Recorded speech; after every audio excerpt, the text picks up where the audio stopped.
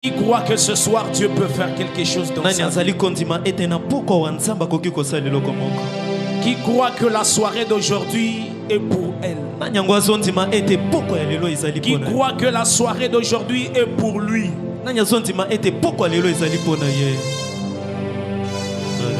Dispose ton esprit afin que Dieu te parle. Si l'esprit de Dieu te parle, aucune chose ne restera la même. Personne n'est venu devant Dieu et rentre même réduit. Il est le rémunérateur de tous ceux qui le cherchent. Je le crois ce soir à mon esprit. Je le crois dans mon esprit que l'Éternel va rémunérer la vie de quelqu'un.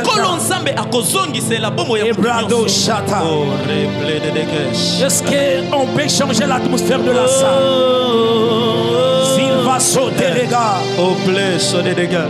Plédado chamandérego sata. J'ai besoin des hommes qui veulent que Dieu leur parle ce soir.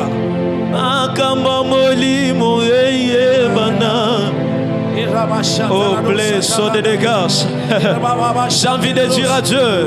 Le ciel est en train de se disponibiliser. La soirée est pour toi. La soirée d'aujourd'hui est la tienne.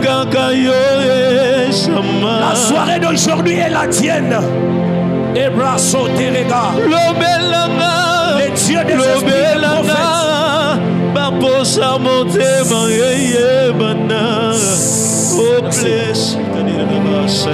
Merci. Tout en étant debout, on va lire là une portion de l'Écriture. Évangile selon Luc, le chapitre 5, le verset 5. Descendons. Et quelqu'un d'autre doit nous apprêter Genèse chapitre 3. Le verset 1er jusqu'au 4e. On va sauter pour lire le 21e verset. Mais moi je fais la lecture de Luc chapitre 5. Luc 5 chapitre 5, nous descendons. Nous lisons la parole de Dieu dans le nom de Jésus-Christ. Amen. Simon lui répondit: Maître, nous avons travaillé toute la nuit sans rien prendre. Mais sur ta parole je jetterai le filet. L'ayant jeté, ils prirent une grande quantité de poissons et leur filet se rompait.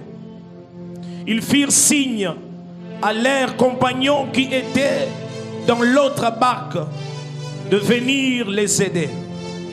Ils vinrent et ils remplirent les deux barques au point qu'elles s'enfonçaient.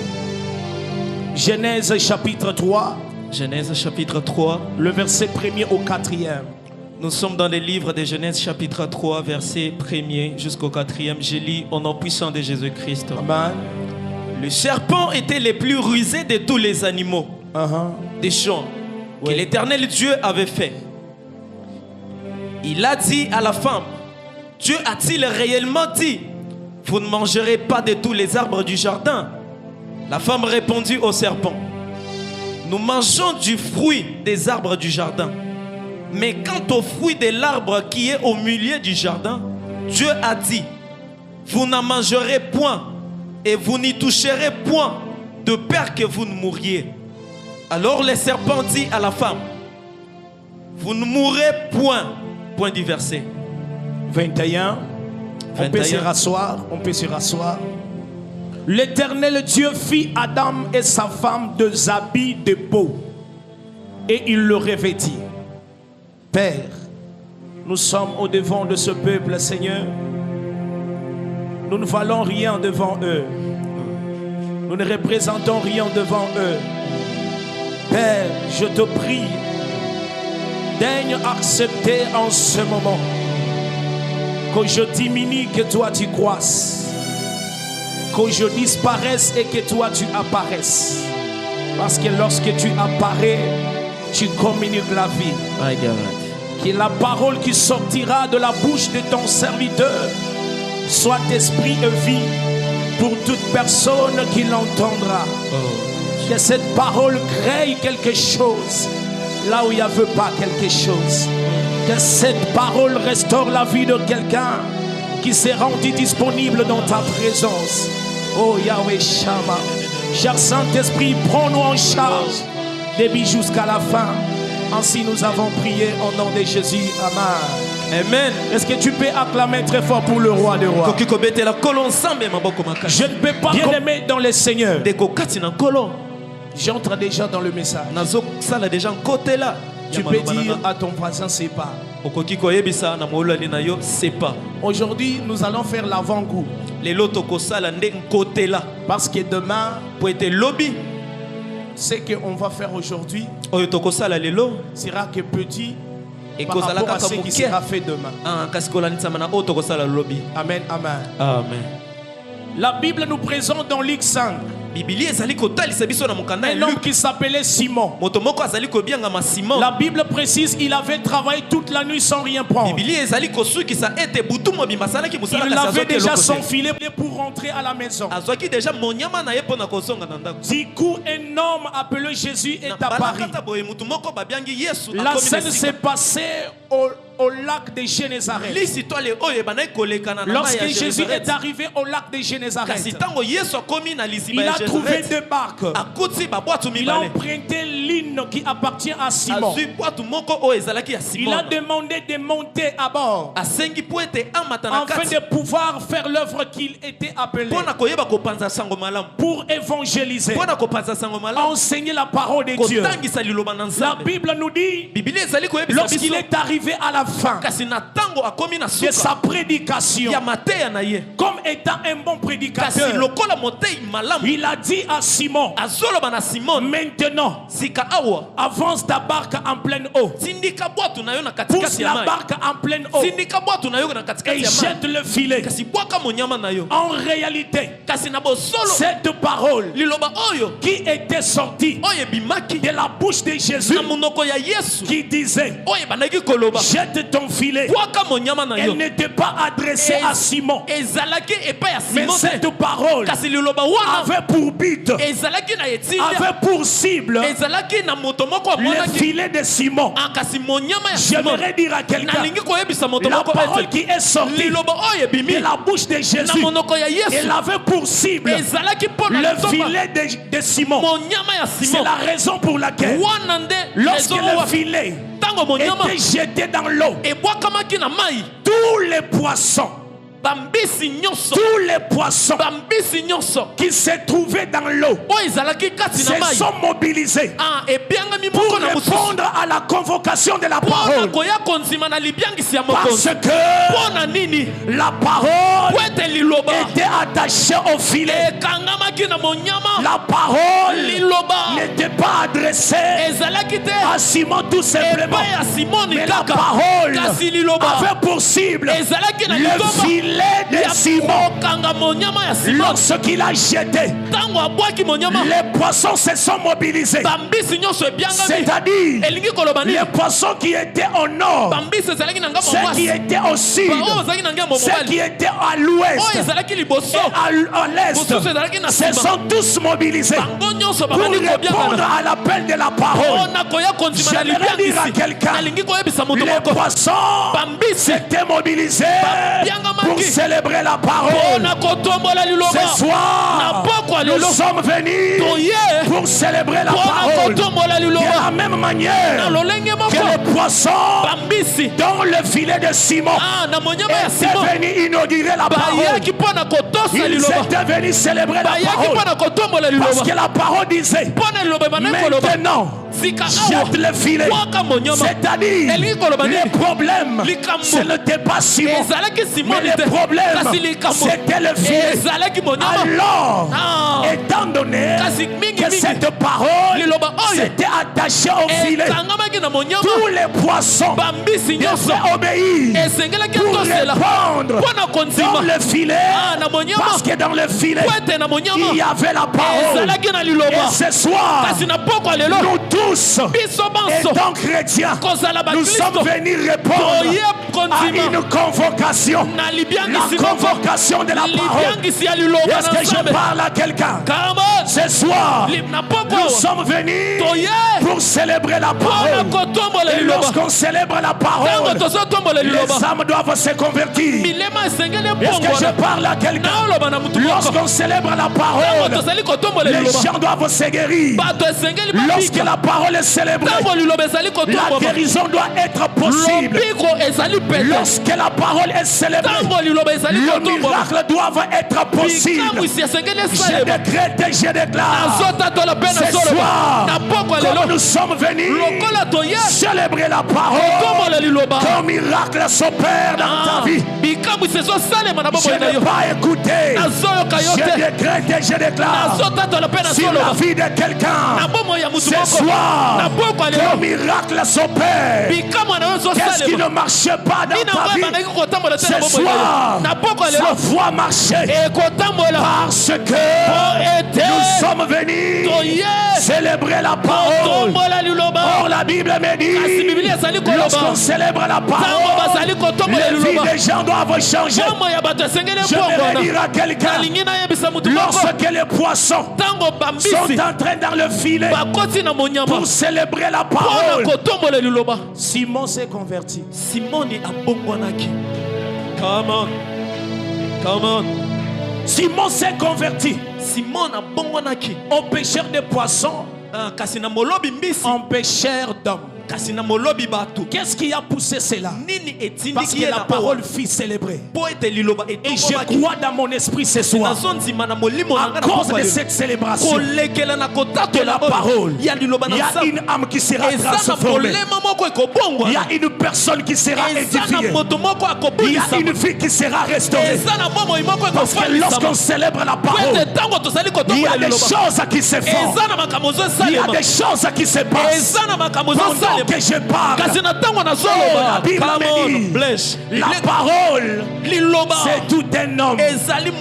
C'est-à-dire, cet homme lui-même, quand il est venu, Jean nous le présente en disant, il est la parole faite chair. Il est descendu au milieu de son peuple afin de transformer leur vie. La parole que je t'annonce ce soir, c'est un homme. La parole que je te prêche ce soir, c'est un homme. Cet homme, il est le véritable Boaz qui avait racheté cet homme. Il est la véritable verge de Moïse qui avait fondu la mer en deux.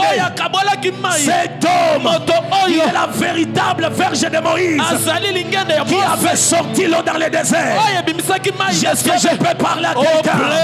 L'homme que je te prêche ce soir, il est le pain de proportion. Il s'est trouvé sur la table du tabernacle. Lui-même, il est aussi les tables du tabernacle. Lui-même, il est même la tabernacle. Le Jésus que je t'annonce, il est tout de tout. Je dis il est tout de tout.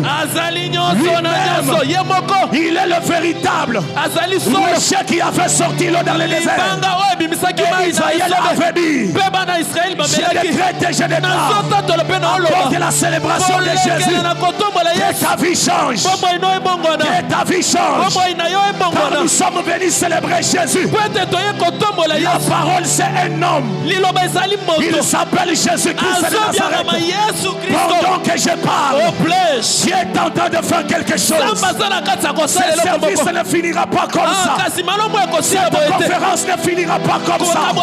Sans qu'une vie soit changée. Je décrète et je déclare, le ciel est ouvert ce soir. Le ciel est mobilisé ce soir pour pouvoir bénir la vie de quelqu'un. Jésus est en train d'agir. Jésus est en train d'agir. Jésus est en train d'agir. La Basata, délégation Palana. Tu es béni ce soir. L'Éternel t'a accordé ce que ton cœur désire. Au nom de Jésus, lorsqu'on célèbre célèbre Jésus, les vies doivent changer. La Bible me dit, lorsque vous célébrerez le Fils de l'homme, c'est alors que vous connaîtrez qui il est. Ce soir, à cause de la célébration de Jésus, quelqu'un va connaître qui est Jésus.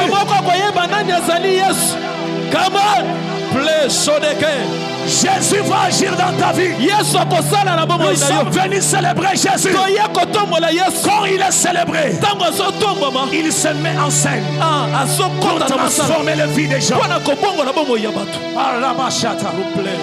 Tu ne sortiras pas comme tu es venu. Nous sommes à la célébration de la parole. La parole, c'est Jésus-Christ de Nazareth. L'homme de 33 ans, il a accepté d'abandonner le trône pour habiter au milieu de nous. Il est le véritable tabernacle. Il est lui-même le kiff de rein qui servait à la purification de l'âme. Il est le véritable parvis auquel nous abandonnons nos péchés. Il est le véritable agneau qui a été immolé entre les deux soirs. Il s'appelle Jésus-Christ de Nazareth. Est-ce qu'on peut célébrer Jésus? On peut célébrer Jésus. On peut célébrer Jésus. On peut célébrer Jésus. Rabasata. Il est le beau chapalada. Sokente plech, ore placage, sunte nevra la cage, iraba, mara sunte plech. Oh mon Dieu! Écoutez, Yoka! Écoutez, Yoka! la célébration de la parole, c'est la célébration de Jésus. Je prêcherai Jésus jusqu'à mon dernier souffle. Je ne parlerai pas d'homme, mais je présenterai Jésus au monde. Jésus ou rien. Cette conférence est organisée dans le but de montrer à un jeune l'importance de la parole. Arrêtez de vous confier au blabla. Vous devez aimer la parole. Dans la parole, il y a tout. Parce que c'est la parole qui a tout créé. Aucune chose n'a été créée sans elle. Le monde a connu l'existence par la parole. Toute la création a connu l'existence par la parole. Tu dois attacher une grande importance à la parole. Bien aimé dans le Seigneur, ce soir nous sommes à la célébration de la parole. Est-ce qu'on peut acclamer pour Jésus?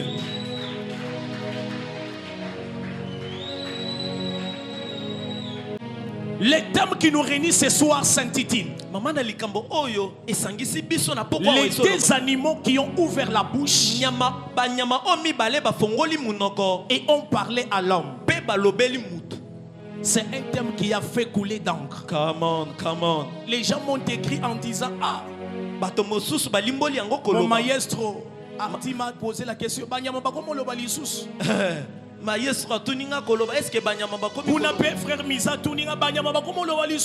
Là-bas aussi mon frère Misa, je lui ai dit c'est un thème qui a du beat évangélique. Ce que nous devons comprendre par rapport au thème, que dans toute la Bible, il y a que des animaux qui ont ouvert la bouche et ont parlé à l'homme. Dans toute la Bible, commençons de Genèse en Apocalypse, il y a que des animaux qui ont ouvert leur bouche et ont parlé à l'homme. Il y a des pensées primordiales que ce thème est en train de nous cacher. La première pensée primordiale que nous cache ce thème, c'est la pensée évangélique. La deuxième pensée que les thèmes nous cachent. C'est la pensée de la chute et de la restauration de l'homme. Je suis dans l'introduction du message. Écoutez-moi attentivement. Les thèmes nous cachent deux pensées primordiales. La première est celle de savoir. La pensée évangélique. La deuxième, la pensée qui consiste du chute de l'homme jusqu'à sa restauration. Bien aimé, ce qui nous importe plus dans ces thèmes, ce n'est pas les deux animaux qui ont ouvert leur bouche et ont parlé à l'homme, mais c'est plutôt les conséquences qu'a produit ces animaux après avoir parlé à l'homme. Est-ce que tu peux faire ça? Nous sommes déjà dans l'introduction. Ce qui nous préoccupe le plus, ce n'est pas les deux animaux qui ont parlé, mais c'est les conséquences qui en découlent. Les conséquences qu'a produit ces deux animaux après avoir parlé à l'homme. Selon Genèse, le premier animal qui a ouvert sa bouche et a parlé à l'homme, c'est le serpent. Quand le serpent a ouvert la bouche et a parlé à l'homme, à travers la femme, il y a eu la mort. Vous devez retenir cela. Lorsque le serpent a ouvert la bouche et il a parlé à l'homme, par le trichement de la femme, il y a eu la mort. Mais pourquoi l'homme est mort? L'homme est mort parce qu'il a péché en mangeant le fruit qui lui avait été défendu. J'aimerais ouvrir une parenthèse. Il y a des personnes qui sont mortes spirituellement aujourd'hui parce qu'ils ont touché aux choses défendues par Dieu. Adam s'est retrouvé mort spirituellement parce qu'il avait touché, il avait mangé les fruits de l'arbre de la connaissance du bien et du mal. Cet arbre était interdit de manger parce que la Bible disait celui qui en mangera en mourra. C'est alors que cet homme est mort, bien que Adam a connu l'existence de 630 ans dans les jardins. Mais Adam spirituel était mort parce que la relation entre Dieu et l'homme est d'abord spirituelle. Comme il avait désobéi, il y a eu la mort. Pourquoi Adam est mort? Parce que il avait péché en mangeant l'arbre, les fruits de l'arbre qui lui avait été interdit. Or la Bible nous dit le salaire du péché c'est la mort. C'est-à-dire Adam devrait mourir parce qu'il a péché. Bien aimé dans le Seigneur, j'aimerais vous dire une chose. Beaucoup de gens que vous voyez aujourd'hui, même les hommes de Dieu, beaucoup sont déjà morts spirituellement parce qu'ils sont touchés aux interdits de Dieu. Les autres ont déjà abandonné Dieu. Dieu les a déjà abandonnés parce qu'ils ont touché aux interdits de Dieu. Nous devons savoir ceci, que dans le ministère il y a les interdits de Dieu. Dans les sacerdoces, dans les sacerdoces, il y a aussi des interdits. Et lorsque tu touches aux interdits de Dieu, bien aimé, ce qui arrivera, c'est la mort. Adam a connu la mort spirituellement parce qu'il avait touché aux interdits. J'aimerais dire à quelqu'un, ne touche jamais à ce que Dieu a interdit, sinon cela va engendrer la mort dans ta vie. J'appelle au jeune ministère Vous ne devez pas toucher aux interdits de Dieu. Vous devez toujours obéir à ce que Dieu vous dit. C'est ainsi que Dieu sera avec vous. Dieu a abandonné Adam parce qu'il a fait manger l'arbre, le fruit de l'arbre qui lui avait été défendu. Il y a des choses que Dieu t'a interdites. Si tu les touches aujourd'hui, tu dois perdre à Dieu, mon frère. Si tu les touches aujourd'hui, Dieu va partir loin de toi. Et ma prière est que Dieu ne parte pas loin de toi. Que Dieu demeure toujours avec toi. Mais si tu veux avoir Dieu à tes côtés, ne touche pas aux choses qui t'a interdites. Lorsque Dieu appelle l'homme, que ce soit dans le ministère, même pour accomplir une tâche, Dieu lui a toujours donné des interdits. Il y a toujours des choses que Dieu va t'interdire. Lorsqu'il a appelé Samson, il a dit à Samson, le rasoir ne doit pas passer sur ta tête. Et le jour où le rasoir est passé sur la tête de Samson, Samson doit mourir. Est-ce que je parle à quelqu'un? Dis à ton voisin, c'est pas célébration de la parole. Lorsqu'il a touché aux interdits, Samson a connu la mort. Cher ministre de Dieu, nous devons garder Dieu en nous préservant des interdits. Ne touchons pas aux interdits. Sinon ce qui arrivera, c'est la mort. Sinon ce qui arrivera, c'est la mort. Pourquoi Adam est mort? Parce que Adam avait abandonné la parole de Dieu pour suivre la pensée de la femme qui venait du serpent. Or la Bible nous dit dans Matthieu chapitre 4, le verset 4, l'homme ne vivra pas seulement du pain, mais de toute parole qui sort de la bouche de Dieu. L'homme qui vivait de toute parole qui sortait de la bouche de Dieu, c'était Adam et Ève dans les jardins. Mais quand il a mangé, il a écouté la parole du serpent. C'est-à-dire il a tourné le dos à la parole de Dieu. C'est alors la mort devrait intervenir. Parce que l'homme doit vivre à cause de la parole. Un chrétien vit à cause de la parole. Un chrétien ne vit pas selon les moyens financiers, mais un chrétien vit selon la parole. Ce qui maintenait Adam dans les jardins, c'était la parole de Dieu.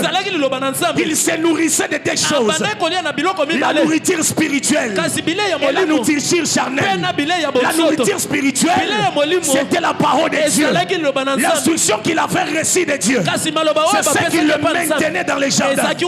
Mais dès lors qu'il a abandonné la parole en suivant la voix de la femme qui venait de la pensée du diable, c'est alors que la mort est intervenue. Beaucoup des hommes sont morts aujourd'hui spirituellement parce qu'ils ont abandonné la parole. Je dis à quelqu'un ce soir, n'abandonne jamais la parole. Reste dans la parole. Même si aujourd'hui ça ne marche pas, attache-toi à la parole. Reste dans la parole. Enracine-toi dans la parole. Ce que tu cherches n'est pas loin de toi. Ça y est près de toi. Mais le problème, tu dois rester dans la parole. Reste dans la parole. Beaucoup sont morts parce qu'ils ont abandonné la parole. Or la Bible me dit, la parole de Dieu est esprit et vie. C'est-à-dire, la vie est dans la parole. Tout vrai chrétien, sa nourriture c'est la parole. Tout vrai chrétien, sa vie est fondée sur la parole. Il doit se référer sur la parole. Il doit marcher à regard de la parole. Bien aimé dans le Seigneur, il est temps que la parole rentre au centre de nos vies. Que la parole rentre au centre de nos vies. L'homme est mort parce qu'il avait abandonné la parole pour suivre la voix de sa femme qui venait du serpent.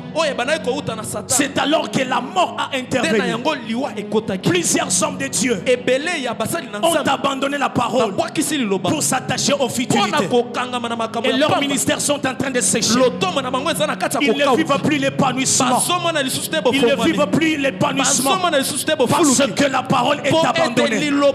Bien-aimé dans le Seigneur, tu es un jeune, tu as de l'avenir. Et ton avenir est assuré par la parole. Qu'on ne te trompe pas. C'est la parole qui te fera réussir. C'est la parole qui te fera avancer. Dans Josué chapitre 1er, le verset 8, Dieu dit à Josué que ce livre de la loi ne s'éloigne point de ta bouche. Garde les jours et nuits. C'est comme ça que tu réussiras dans toutes tes entreprises. C'est alors que tu auras du succès dans tout ce que tu feras. Bien-aimé dans le Seigneur, attachons-nous à la parole. Si tu veux faire de grandes choses, attache-toi à la parole. Si tu veux faire des exploits, attache-toi à la parole. La parole, en elle il y a tout. La parole, en elle il y a la vie. Ce que tu cherches n'est pas en dehors de la parole. Ce que tu cherches est dans la parole. Pour la parole, c'est un homme. La Bible me dit Christ en vous, c'est l'espérance de la gloire. Autrement dit, la parole de Dieu en toi, c'est l'espérance de la gloire. Je parle à quelqu'un. Si tu as la parole, ta vie va changer. Si tu as la parole, ta vie va changer. Oh mon Dieu. Oh, plein. Abasata. Mon Dieu. Écoutez mes bien-aimés. C'est par là que je vais citer. Bien-aimé, écoutez ce qui s'est passé. Lorsqu'il a abandonné la parole, c'est alors que la mort est venue. Mais regarde Dieu. Il est venu dans le jardin.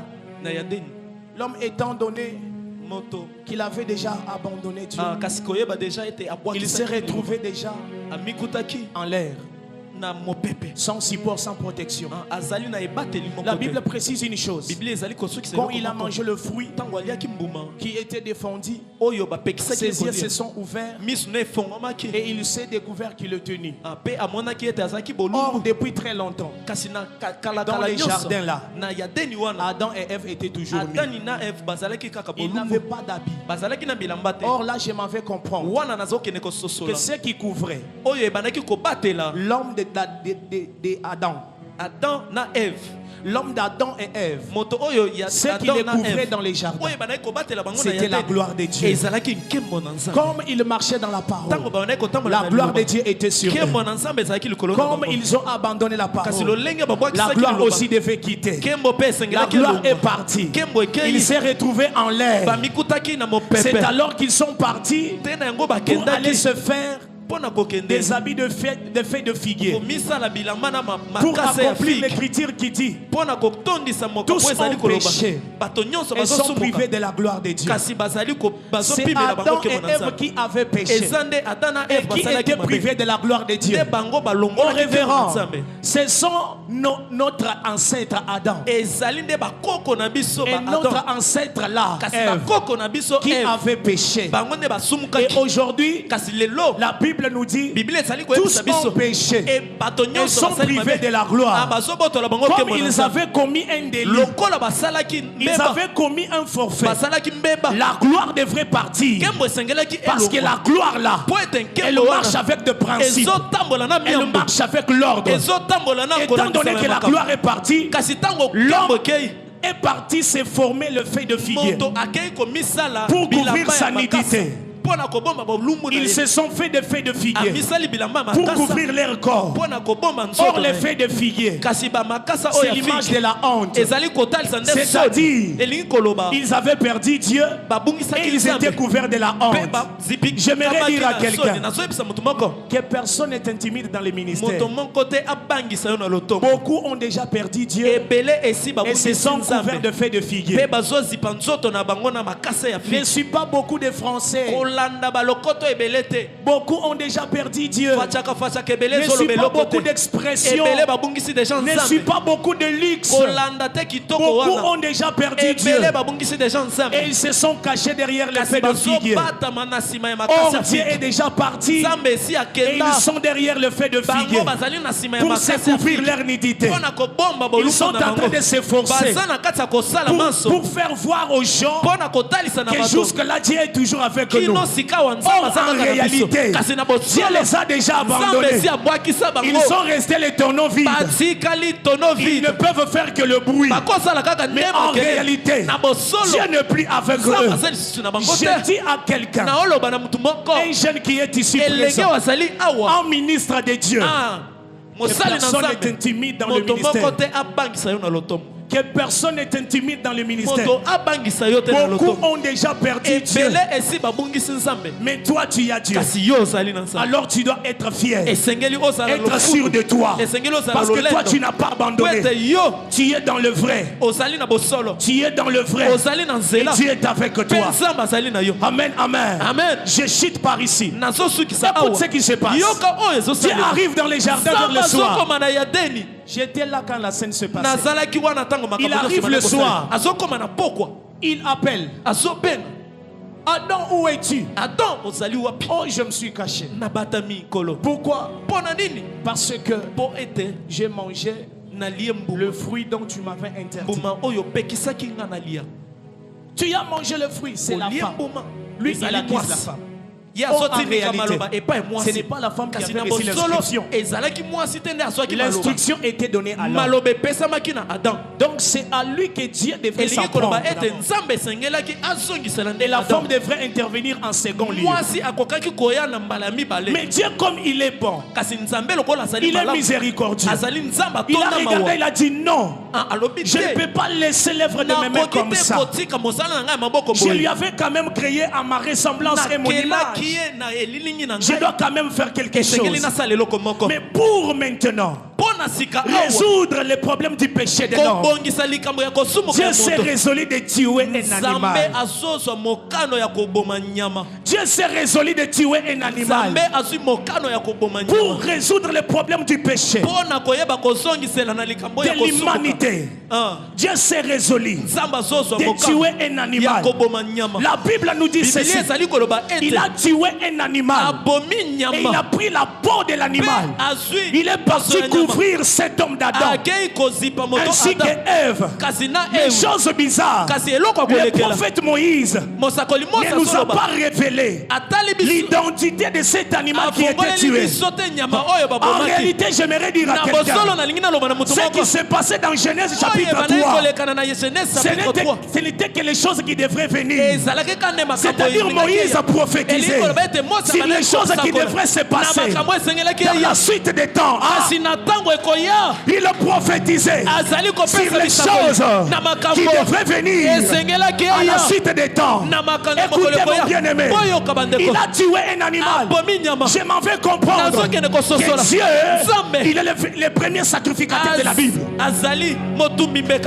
Parce que là ça commence en Genèse. C'est lui qui a sacrifié avant. C'est lui le premier sacrificateur. Il a tué un animal. Mais Moïse, pourquoi tu nous caches l'identité? Moïse, tu nous caches l'identité, pourquoi?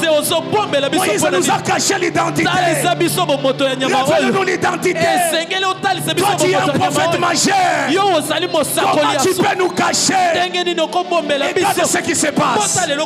Il nous a cachés. Il a dit non, je ne vous révèle pas. Mais l'autre prophète, il est l'homme sage de la Bible. Le prophète Salomon, je l'appelle prophète parce que lui nous a révélé l'identité de l'animal que Dieu avait tué en Genèse. Il a dit, Moïse vous a caché, mais moi quand je viens, je vous révèle.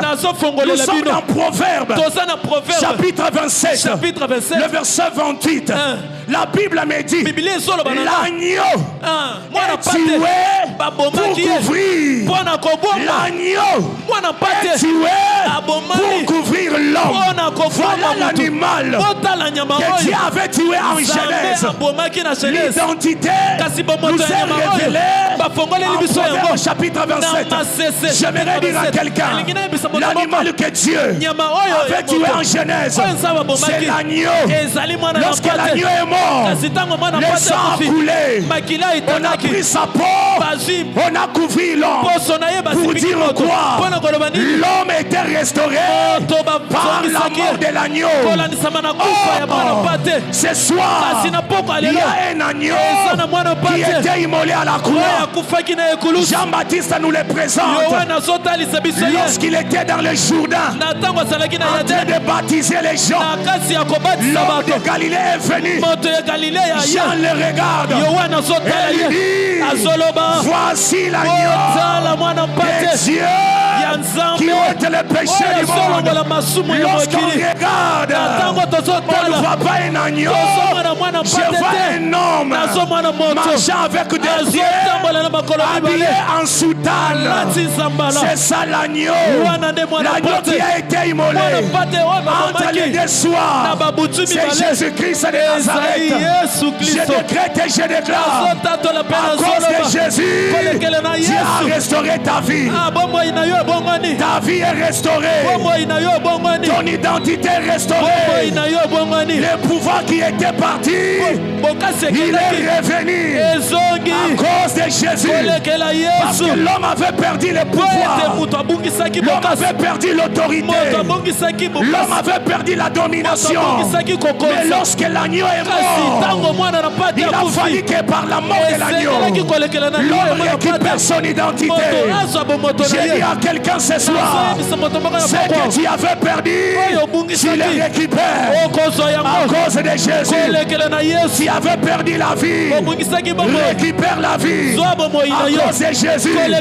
Il est mort à la croix pour te donner une nouvelle identité. La Bible me dit, il nous a fait un royaume de sacrificateurs. En Jésus-Christ, nous sommes des royaumes de sacrificateurs. À cause de Jésus ce soir, que la vie de quelqu'un change. À cause de Jésus, ce qui t'inquiétait doit quitter ta vie. Même si tu étais venu malade, à cause de Jésus, la maladie va libérer. Je décrète et je déclare que la maladie libère ta vie, que la maladie libère ta santé, que tu sois restauré. Tu as besoin de mariage.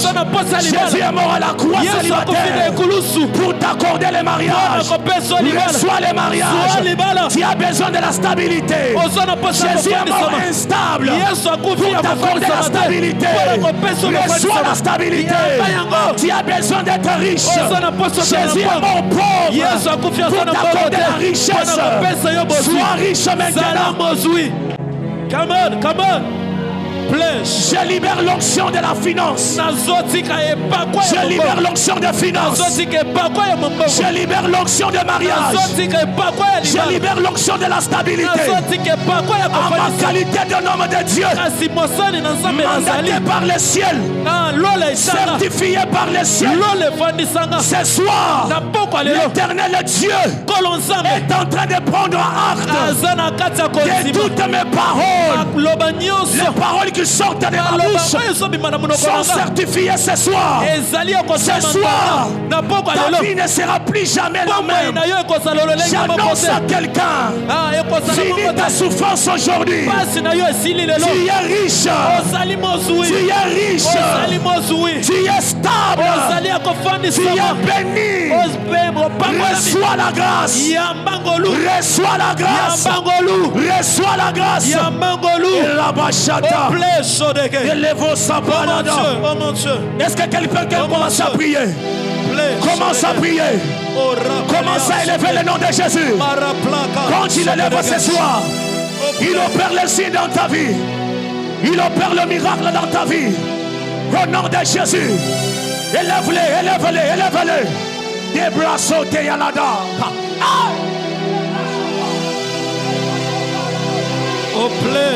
La gloire est terrible ce soir. Le Dieu du ciel est ici présent. Oh mon Dieu, oh mon Dieu. Le Dieu du ciel est ici présent. Oh mon Dieu, oh mon Dieu, oh mon Dieu. Blessone. Akalia Sontenega. Ebra sote ya la dosha. Le bra rocha talada. Il y a des